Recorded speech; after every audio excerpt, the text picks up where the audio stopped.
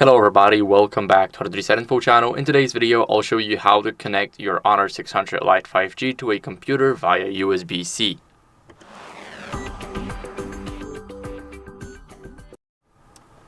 So first, what we need to do is we need to plug our USB-C into the port.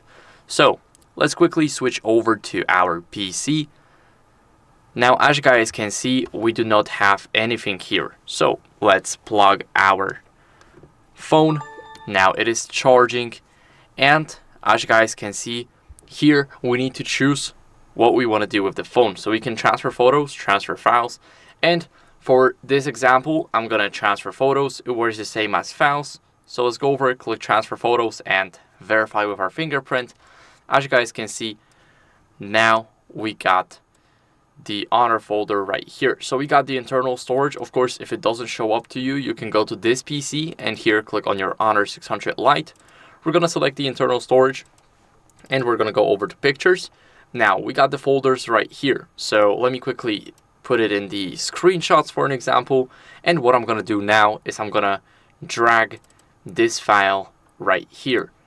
So as you guys can see, I've got the Honor 600 Lite.